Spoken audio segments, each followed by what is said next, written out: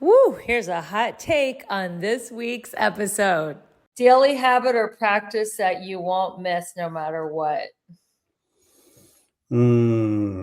Just taking the pause and breathing. I think that is really good. And also, like, if there's reaction in life, like they say, like intelligence is pressing pause before pressing send.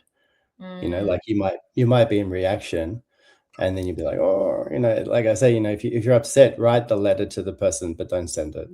Just burn it Yes, or delete get it, a pause because at button. least process it, work with what's there, and then go, okay, check yourself. What's my relationship to this thing? So if there's a disturbing emotion, like look at it like a scientist looking, through a pet, in a petri dish through the microscope. Like, oh, how interesting! Look at all those interesting little organisms running around. That all those disturbing emotions. How interesting.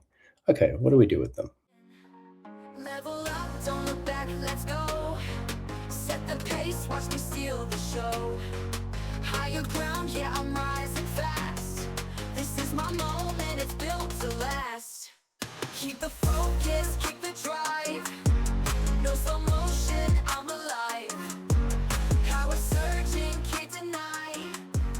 I'm unstoppable, touch the sky. Hello, everyone, and welcome to the Balanced, Beautiful, and Abundant podcast. We are going from burned out to balanced, beautiful, and abundant, and we're so happy you're here.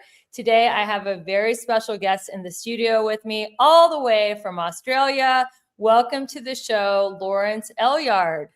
Hey, thank you for having me, and it's great to come to you from the future because it's the next day here in Australia, and excited to be on the show. Well, I'm so happy you time traveled back in time a whole day to join us at the Balanced, Beautiful, and Abundant show. And I know my listeners are going to be so excited to hear about your illustrious background. So, Lawrence is an amazing person because he is like a bridge between ancient wisdom and modern consciousness. Let me tell you about him. He's had over 3 decades as a wellness practitioner, an educator, and founder of the International Institute for Complementary Therapists.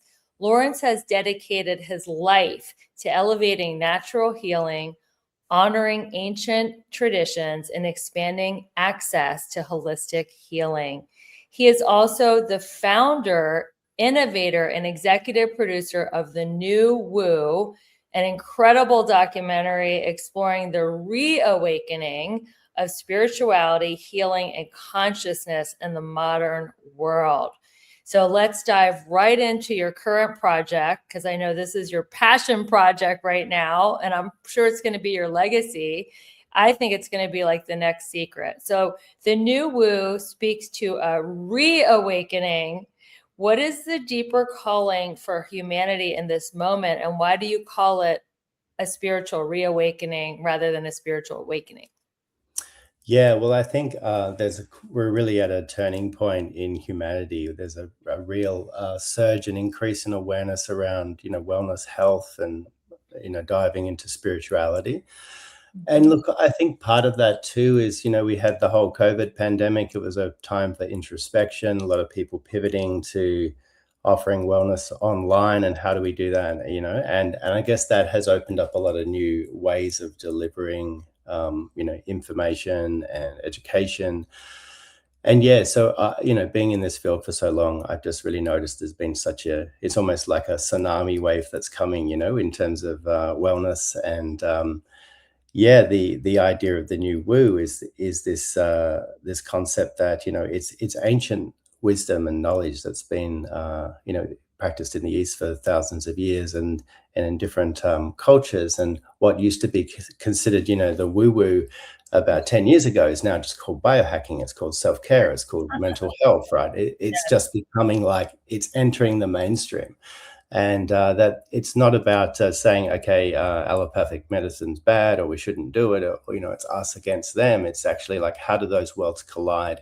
And we're really starting to see that a lot of functional medicine doctors and other, science-based practices are really starting to dive into the quantum. They're looking at, okay, how do we quantify what the ancients have always known. And so there's this deep awakening.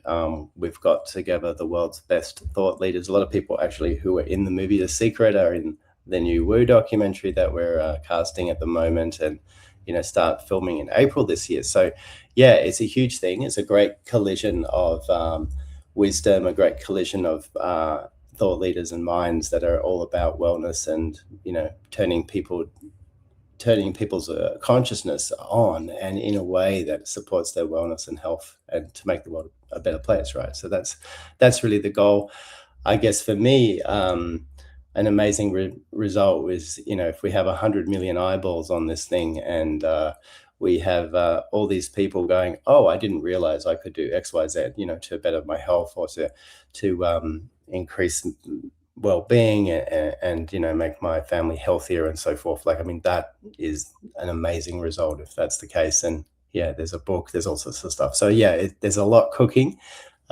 heaps of momentum, and yeah, super excited. So for me, as an educator in the wellness space, and having a professional body that caters to thousands of different modalities, occupations in this field, for me, it's like, it is a passion project, yeah, because it's like the icing on the top of a 3-decade career in this space, and how we can elevate everyone together.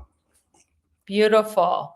Now, how far do you think we've come as a collective since The Secret? And how is this movie going to be different than The Secret? I mean, you already mentioned there's going to be an emphasis on health and wellness, but there's going to be a lot of the same speakers from The Secret. So where have we come in the last 30 years since The Secret came out in 2020 years? It came out in 2006.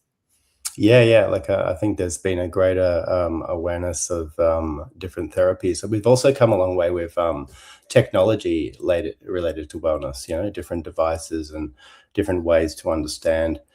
And you say biohacking. Most people go, oh yeah, I know that, or that means taking different supplements, or using different modalities to better health and wellness. So it feels like we're going from the physical body into the conscious now, and the consciousness and spirituality. We're making that ascent. I think a lot of this started, if we go a little bit political, which I don't like to do, but like make America well again. This has been, in a way, I think it's got conversations happening that weren't happening before. There's a sense of like, how do we swing back from this illusionary world of AI online, where you look, you can't tell what's real, what's not. Like, I'm real today, yeah. But it could be a bot, right? It could be a clone of me. Yeah. So humanity, I think this is my prediction, that as the rise of AI becomes more attuned, there's a deeper interest and a desire for humanity to find what is human, what is connected, what is that human interaction. And I think that's the big swing the other way. Yeah. So yes, it's not going away, and it's going to keep, getting more and more optimized. And I think there's a deeper calling in the human animal to connect with other humans, and to know what that is like, and what's real about that. And it's not fake. It's not, it's not synthetic. It's a human connection. So I think that's a big shift as well. But yeah, overall, we just see more and more people going like, oh yeah, people who would be like, oh, that's all, fluffy, mystical, what's all that stuff, Yeah. to actually be like, oh yeah, no, I use that. Yeah, I do meditation. I do mindfulness practice. I'm doing breathing in the mornings, and I'm helping, myself regulate. I'm looking at my nutrition. All these things, just becomes more commonplace. What are some of your favorite biohacks that have really moved the ball forward in your personal health journey?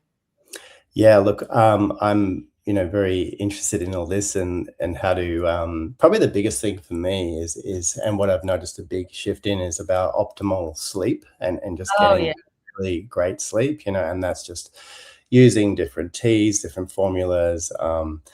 Yeah, I'm finding that is really a game changer. So, I average about 7 hours sleep, and I wake up and I'm on. I'm not like dragging my butt out of bed, like I'm finding I've got that energy to get up and go, and that's just like, what am I, putting into my body?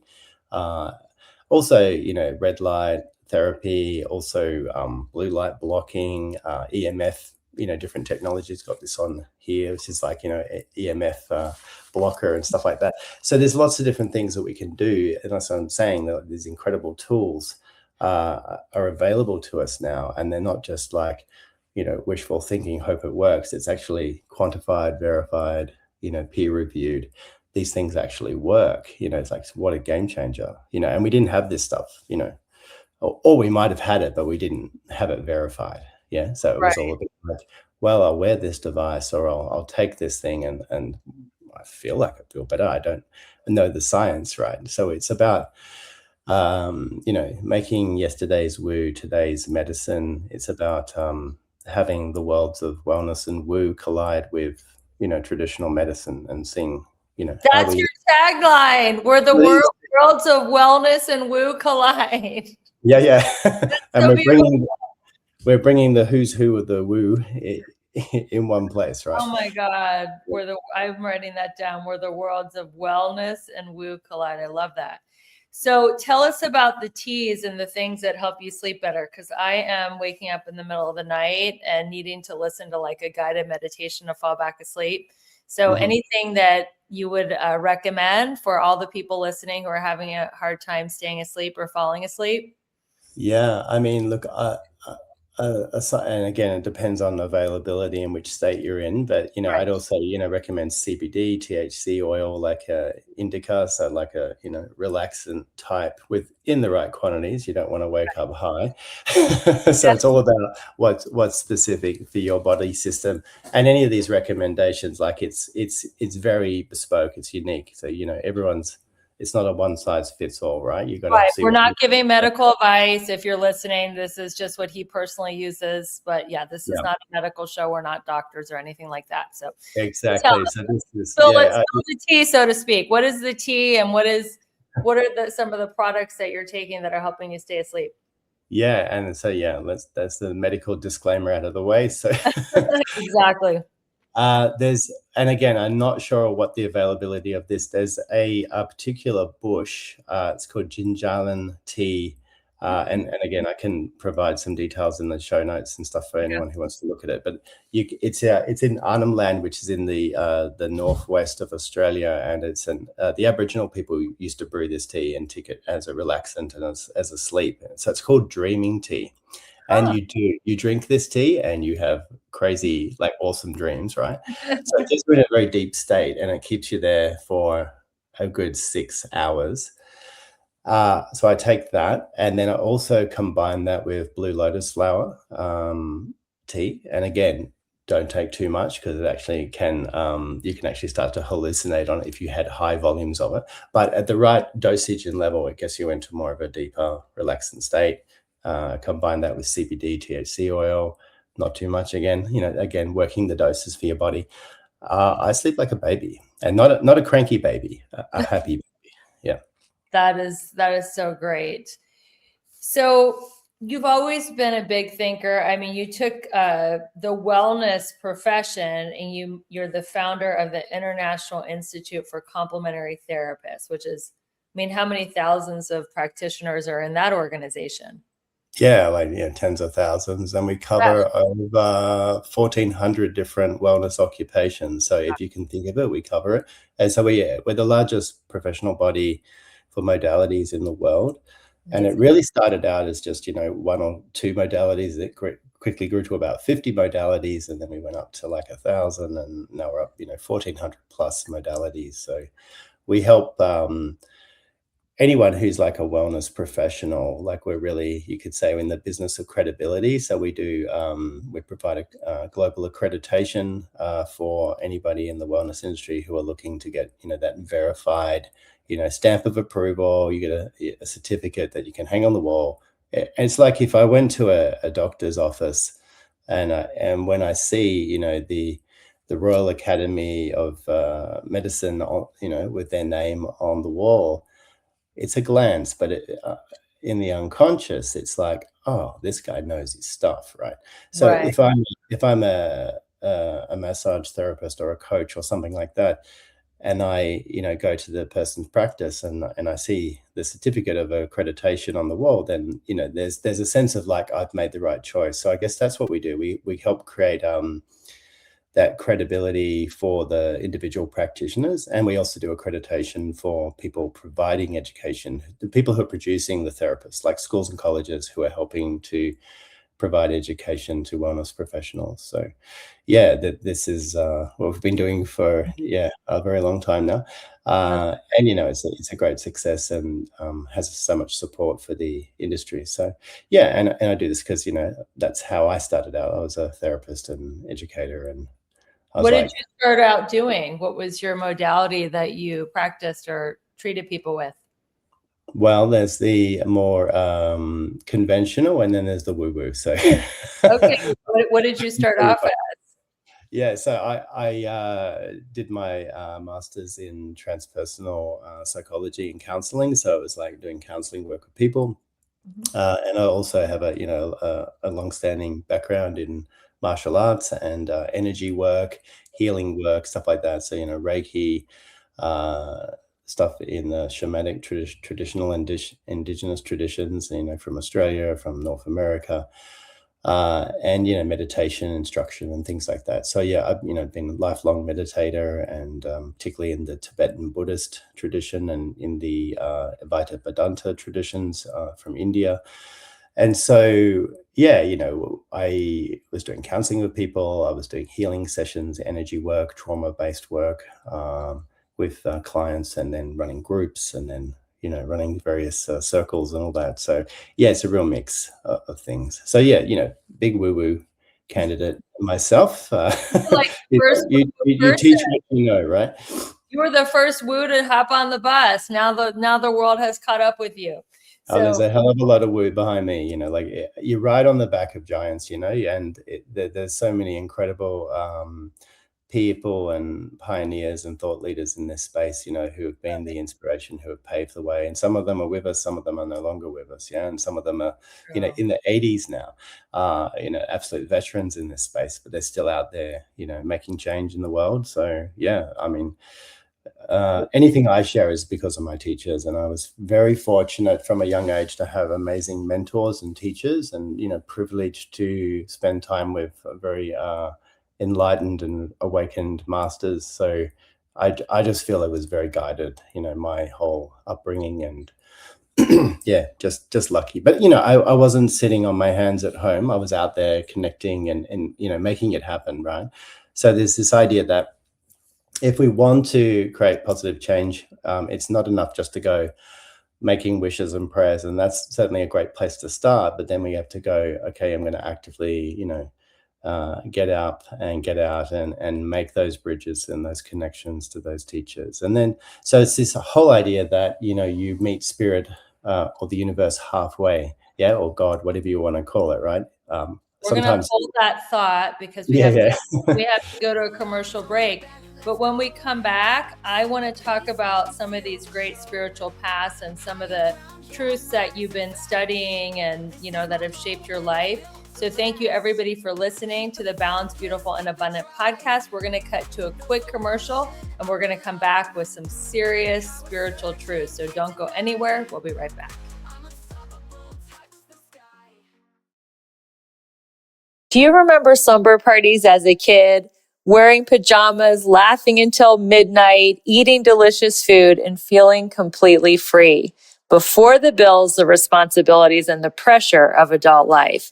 What if you could experience that magic again as an adult? On February 27th and 28th, I'm hosting the second Soulful Slumber Party in Cincinnati, Ohio. The first one sold out, and this experience is truly unforgettable.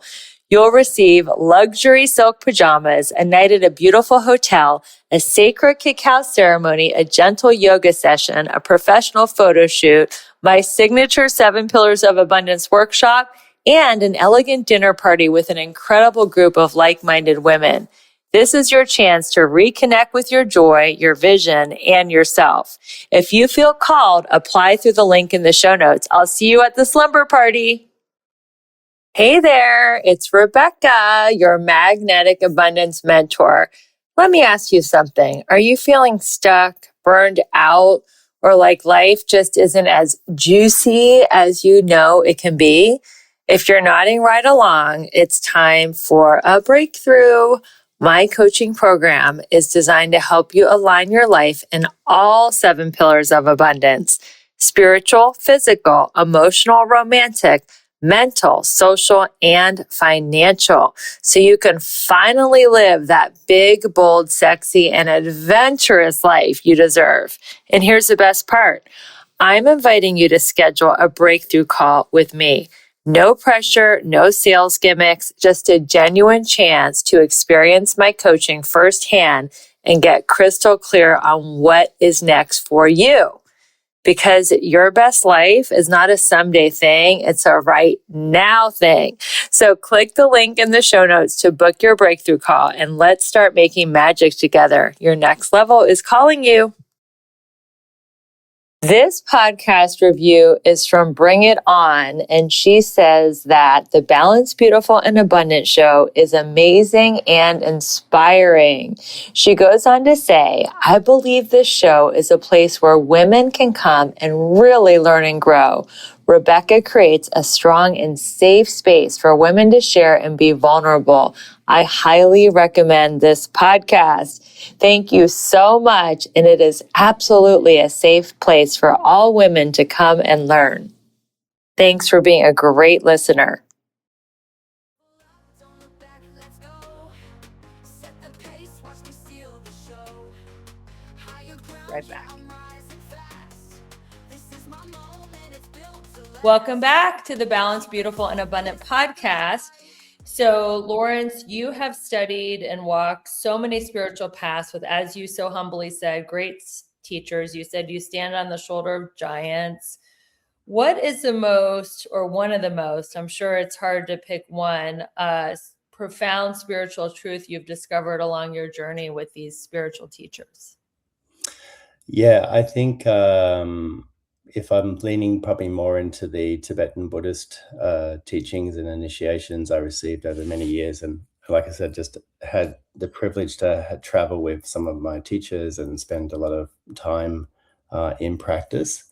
Yeah, I would say it's really around experiencing everything from the perspective of the high, it's called like the highest view. See the situation, see the possibility, come meet challenge with curiosity, and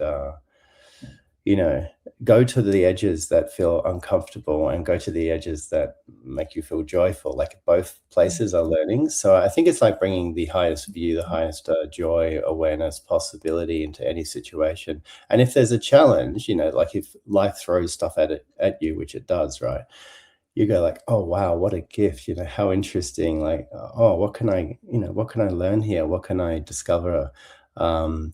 Rather than going into being the victim and like, oh, poor me, or the others did this thing to me. It's this idea of going, well, I'm actually going to take total responsibility for the calamity I'm in, because it's my co-creation, whether it's unconscious or conscious. And bringing possibility to challenge and go, because we often want to go towards what's pleasurable, right? It makes sense.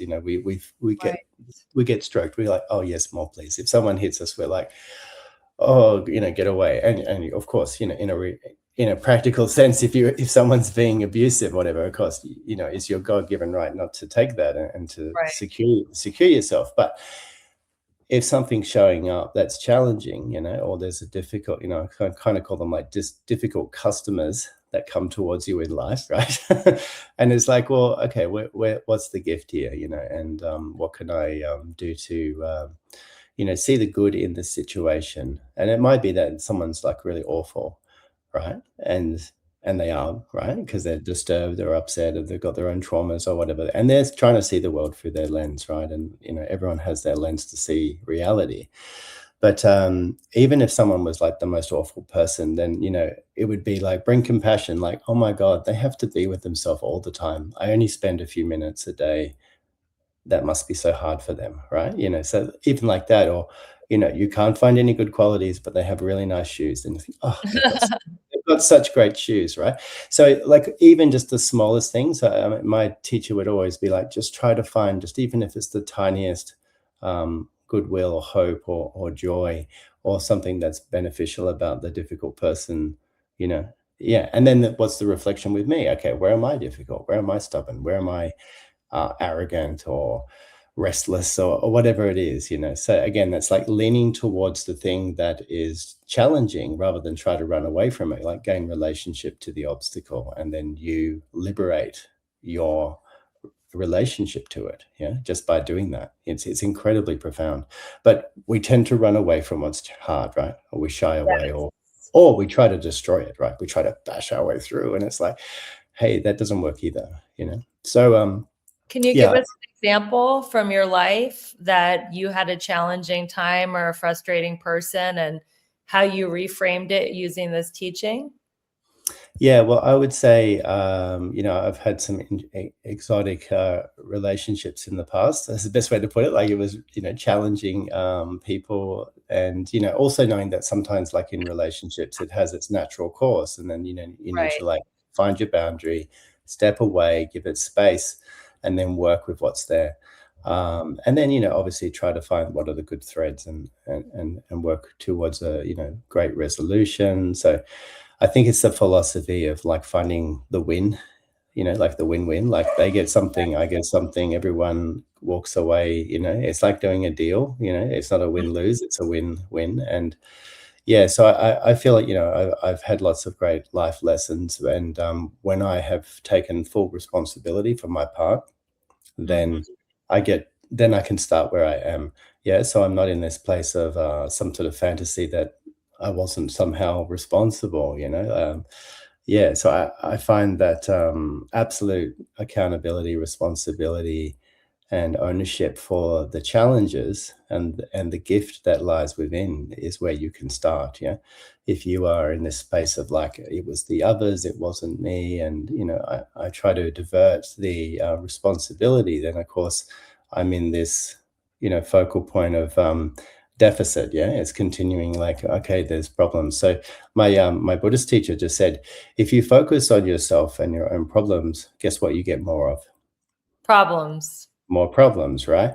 If you focus of contribution, service, and kindness and compassion towards others, what have you got to do? You've got lots of work to do. You got work you Yeah. can do, yeah, like positive things you can contribute towards. So it's such a great teaching, it's so simple. And it's also like, rising above, get out of the weeds of your self-pity or your whatever it is, even if the physical body is in pain, your mind is still free. Yeah, so it's a choice.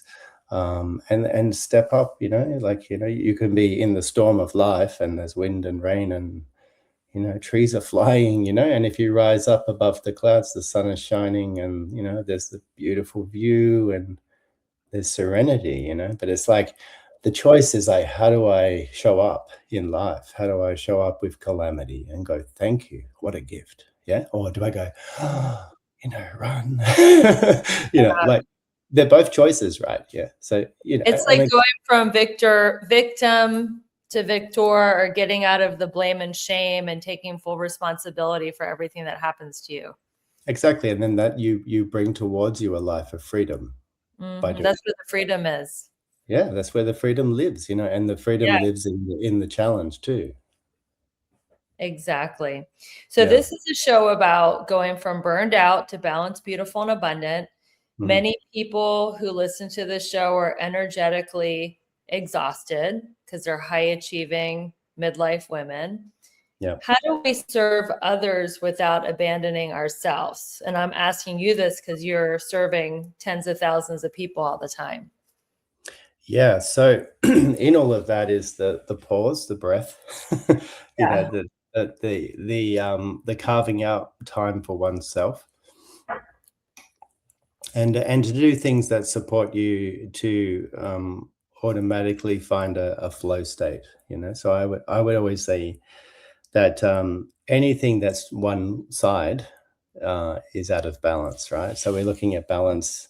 Look at the two scales, right? We need contribution, love, kindness, and we need self-care, balance, rest, recovery. What we're putting into our mind, what we put into our body, equally important there. So yeah, and of course this is different for everybody, right? For me, it's like getting on my motorcycle and flying really fast down the highway, safe way, or surfing, or going down the mountain on a snowboard. These are my incredible flow states. Or when I'm doing martial arts, freestyle sparring, like I get into these incredible states. And it's like training a muscle. It's the more you do something, the more it becomes part of who you are. And just like but you got to put the effort in. It's like if you go to the gym and you start lifting weights and you do it once a month, are you gonna see results? No, it's consistency over time. And so it's like catching yourself. There's how you wake up, how you get out of bed, what you do before you start your day, and at the end, and then how you show up during the day and the night, and then what happens, how do you close your day, how do you finish? I always sort of finish, I do this great practice with my daughter when I'm putting her to bed, and we spend a few minutes, say, what was great about today? And we talk about, all the wonderful things, but we always say one thing every time, and it's like, and right now.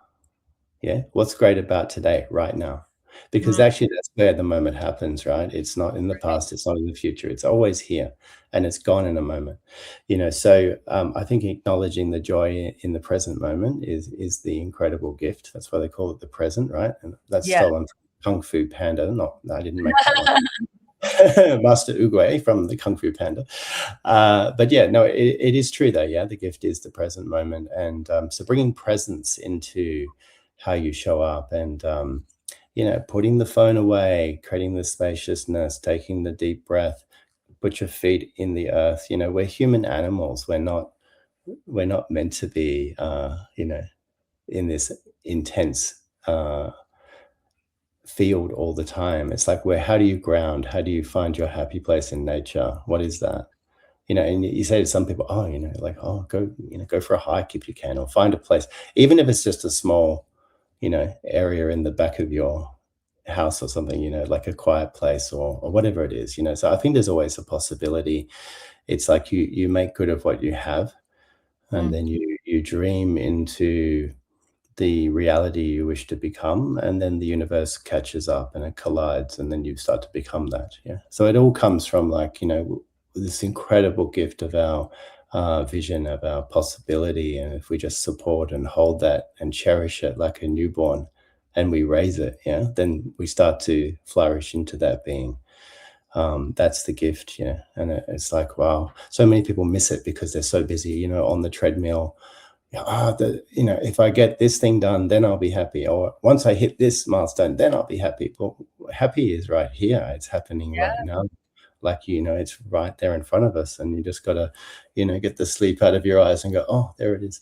So my teacher used to say, if you could see yourself the way I see you, you would be walking around with a mirror all day. Aw, that's a sweet teacher. You look in the mirror and you're just like, oh my God, the beauty, the wonder, the possibility, amazing. Yeah. But we don't look in the mirror all day, right? And it's not vanity. It's actually the idea of like celebrating what's possible, and that's an amazing thing to do. Beautiful. And happiness is not an acquisition, it's a decision, I like to say.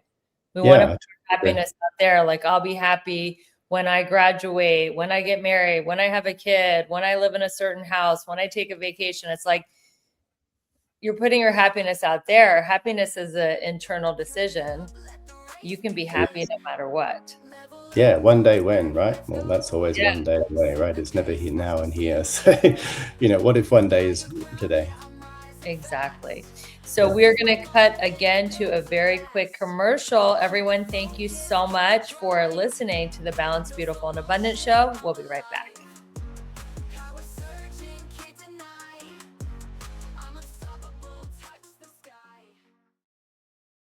Okay, can I be real for a second? You're out there crushing it in some areas of your life, but in others, it's like a hot mess express. Sound familiar? Here's the thing. You're not just meant to survive, you're meant to thrive. And that's exactly what I help my clients do in my coaching program. Together, we'll tackle all 7 pillars of abundance, because who wants killer abs but a dumpster fire of a bank account? Or a thriving career but zero in the romance department? Yeah, no thanks. I'm inviting you to schedule a breakthrough call with me. No pressure, no awkward sales pitch, just you, me, and a chance to figure out why you're stuck and how to get unstuck. So stop doom scrolling and start doing something about it. Click the link in the show notes and let's start giving you your best, most bougie life. You in?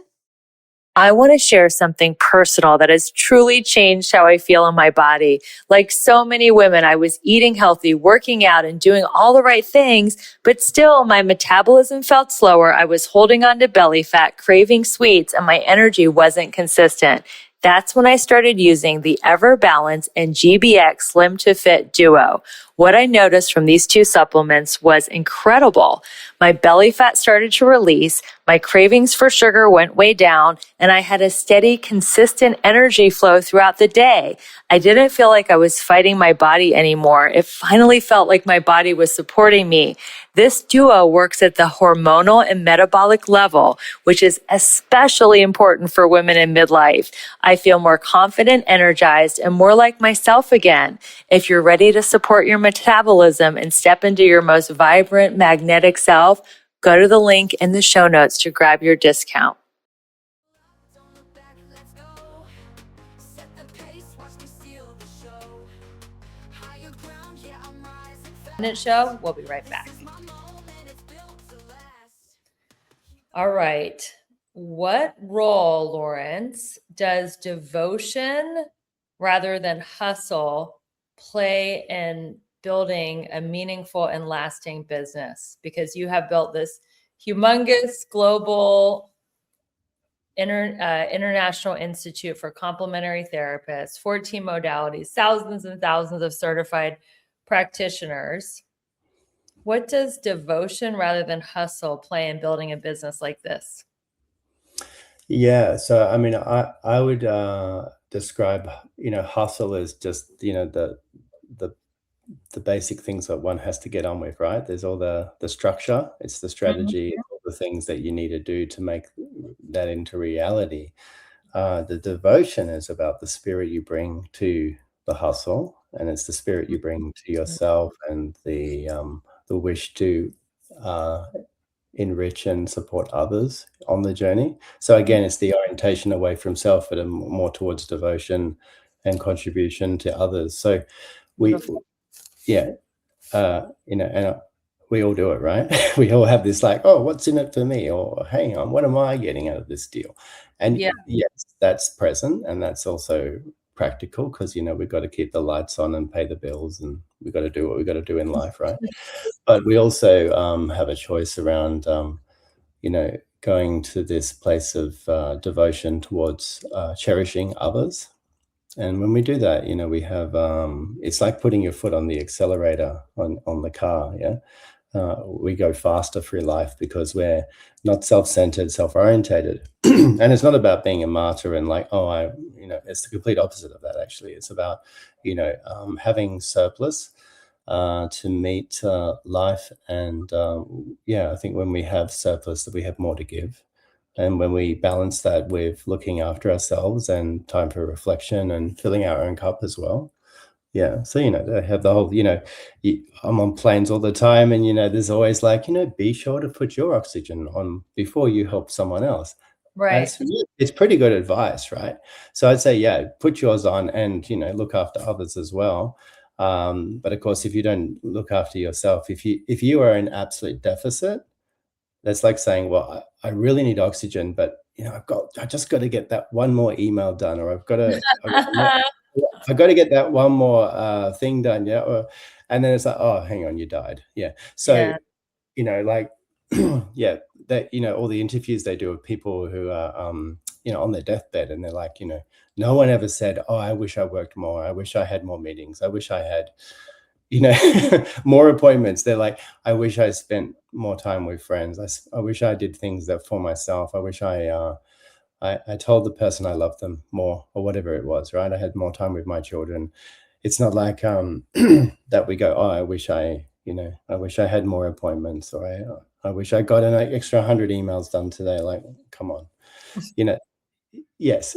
So it's also, the hustle is leveraging your time, winning back your time by surrounding yourself with people who are far more accomplished and love to do things you don't like to do. So I think on the hustle side, like if you are finding resistance with a particular task or job, it's your unconscious telling you that you should not do it. So Ooh, repeat that. yeah, That's the tweetable. Just say that again. yeah. So procrastination is a sign from your unconscious that you should actually get someone else to do it. Surround yourself by someone who will help you, who actually loves doing that. Like for me, like I can do my finances and bookkeeping and my accounting, and I do not like it. Yeah, and I'm not good at it, but I could do it, but I don't actually want to do it. So I have a bookkeeper. I have someone who helps with the finance side. And gives informed strategy to support it. I don't have to do it all, right? I surround myself by the people who get lit up with that idea of doing accounting and bookkeeping, and that they find it very wonderful and exciting and challenging. And I feel like I'm about to fall asleep talking about it because it's not my thing, but I could do it. But should I? Yeah. So I think it's the idea of like choosing your battles, choose the things that work for you. And if there's resistance, it's not lazy. It's actually just saying, hey, someone else is probably way better at this. So I think you can't become the expert at everything. You just can't, and nor should you. And I say this as an overachiever myself, right? But find the people who are in your corner and let them support you and guide you as well. Delegate, right? Just Yeah. delegate so you have more freedom. You spoke before in this interview about some of the things that you love to do to get into a flow state, like motorcycle, snowboarding, meditating. How can we get the ego out of our relationships and our activities so that we can go faster and easier into a flow state? I like to say the ego is not your amigo. So yet we all have one. So what do you do with all your different spiritual teachings to get under the thumb, get away from the ego? Well, yeah. So firstly, I'd say don't get away from the ego. Embrace it. Like, let it be your ally. Because the ego is also like it's an intelligently designed entity that was created in early childhood to keep you alive, keep you safe. And it may not serve the adult, but it served the child. Yeah. Okay. Now we're really getting deep. Okay, let's double click on this. So I would say gain relationship to the ego, because the ego is a useful tool, and it may not serve you. So I kind of liken it a bit to puppy dog training. Okay. Puppy school. So the ego is like the puppy, and you like sit and it goes running around and does anything. You can bring it back, right? So it's like meditation practice as well, like the thoughts that we go, oh, hang on, I'm thinking about a song, or I'm lamenting about that person who cut me off in the traffic yesterday, and so it's this sort of practice of like bring the mind back, bring the puppy to sit and be still and wait and go, okay. And how interesting, the puppy constantly running off, like how do we bring it back, and then let it play, let it have its freedom, then bring it back, so it's this relationship to the ego that we again befriend it. It's not let's kill the ego. No, the ego is an awesome intelligence system to keep you safe, and say, oh, that's okay. So you dialogue with the part. You could say, as a practice, you could be like, something that might be trauma informed from your past arises, and then you go, oh, okay, yeah, that's my ego, wanting to keep me safe, but that situation isn't here now. Yeah, so then I reparent my inner child. I reparent the part of me that's in fear or contraction, and say, I'm here. Yeah. You be your child's father or mother or best friend or ally. Yeah. And transform the obstacle and go, gain relationship, change it, work with it, let it be your ally. Yeah. So they have don't these. resist, because what you resist persists. If you resist the ego, then it'll probably get even stronger and angrier. So just appease it and work with it and change your relationship to it, is what you're saying. Yeah, exactly. Let it be your ally. It's don't slay the dragon. It can be your pet. Yes. Yeah, I love that.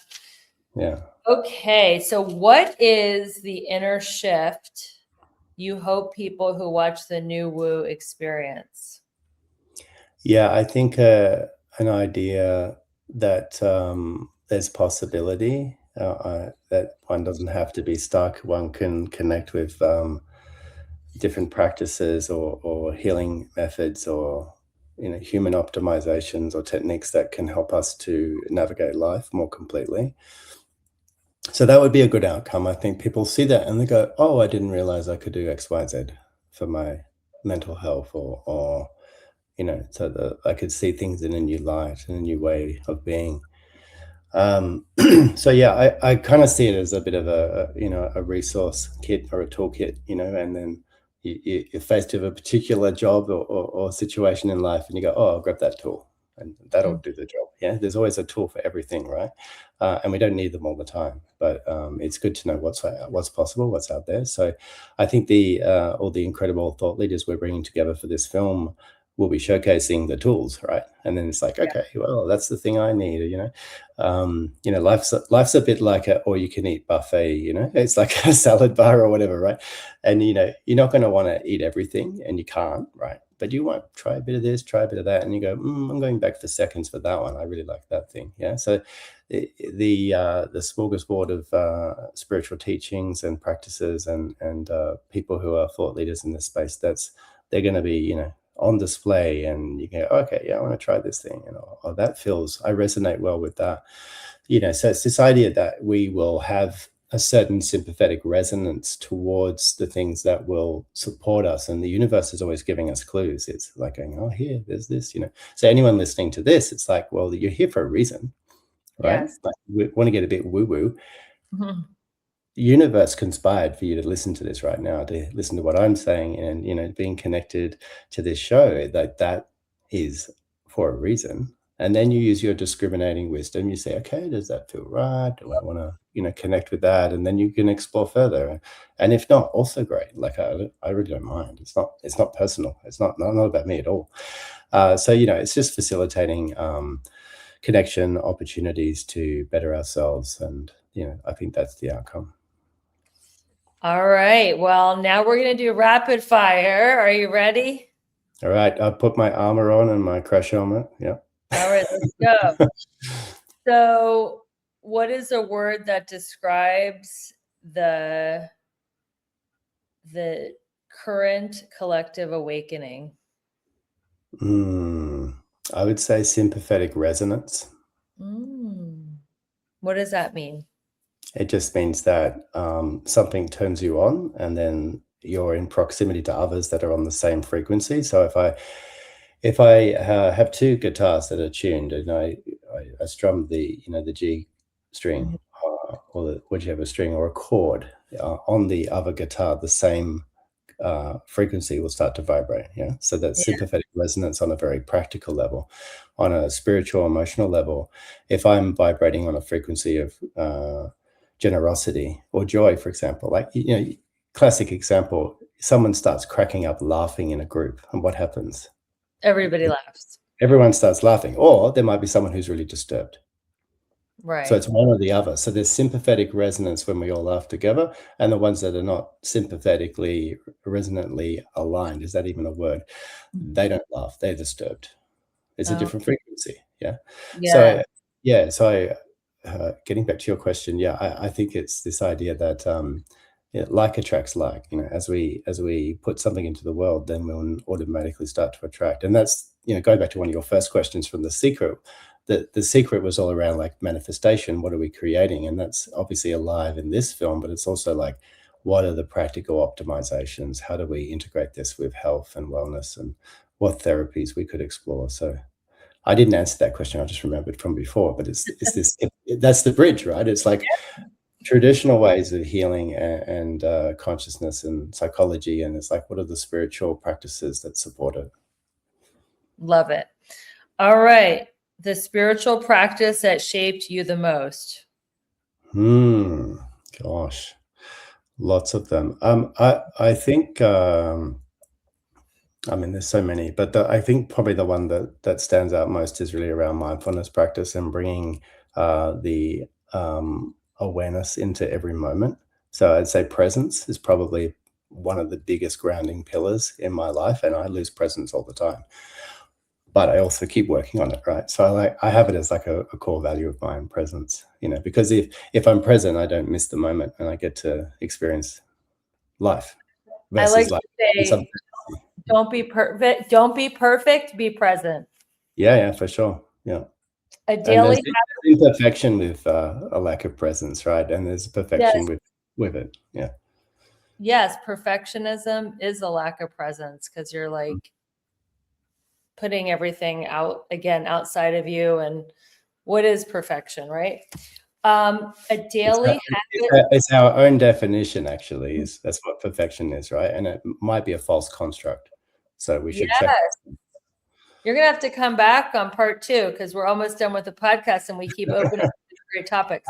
Happy to come and talk again for sure. Okay. Daily habit or practice that you won't miss no matter what.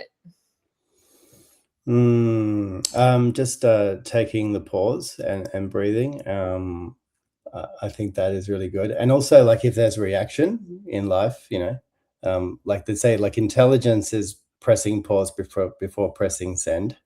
Like you might be in reaction, and then you'd be like, oh, like I say, if you're upset, write the letter to the person, but don't send it.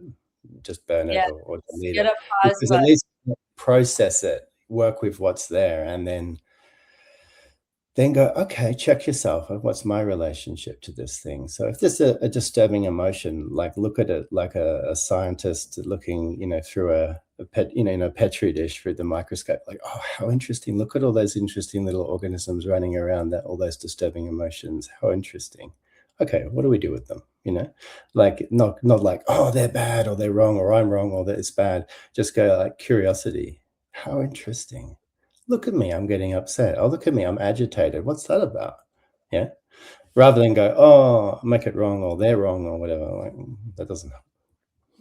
I love that. What is your definition of enlightenment?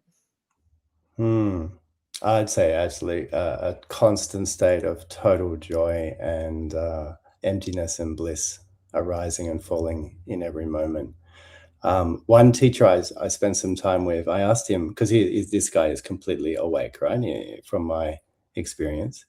I said, what's it like to be you? And he says, he's like this old man. He said, I'm like a naked child running on the beach in total joy all the time. Oh, wow.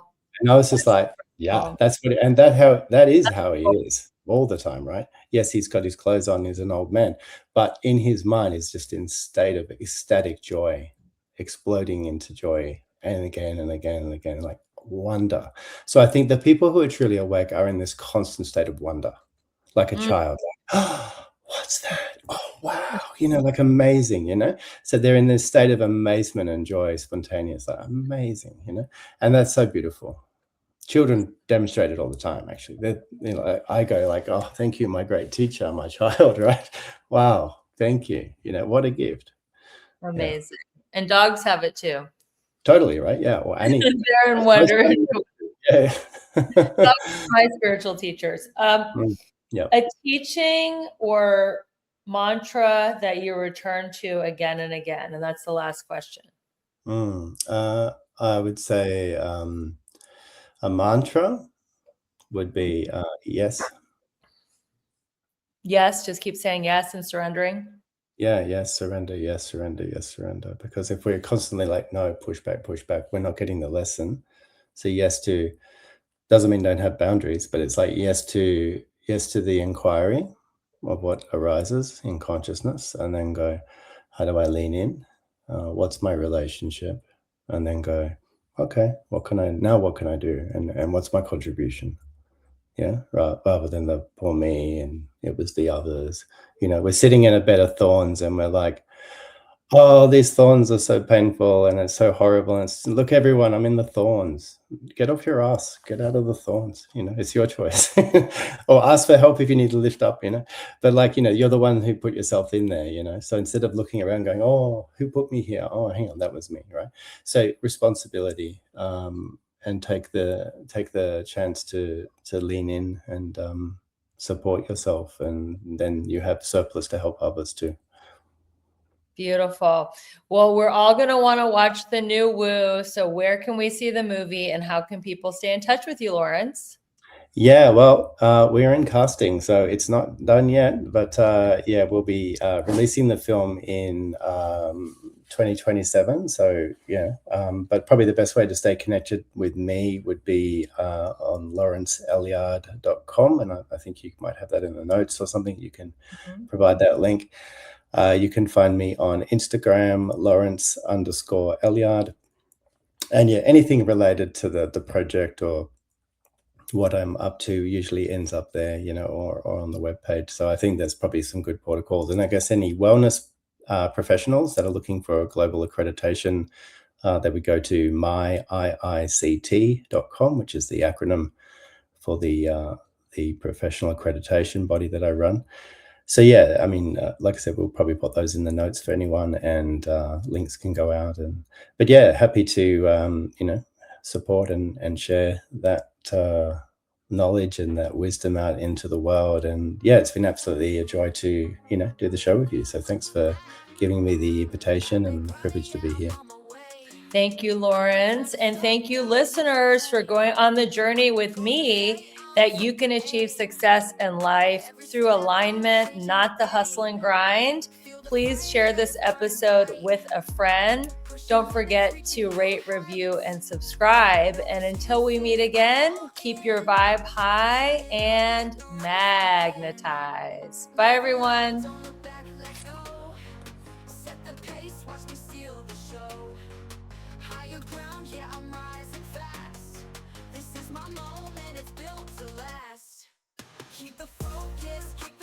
So excited to share a review from Melissa Myers, the Glow Girl. She says, inspiring podcast. Rebecca has a gift for creating meaningful, empowering conversations that leave you feeling inspired and uplifted. Balanced, beautiful, abundant is like sitting down with a wise, soulful friend who truly wants you to thrive in every area of your life. I love how she blends practical advice with spiritual insights. I'm so grateful I found it.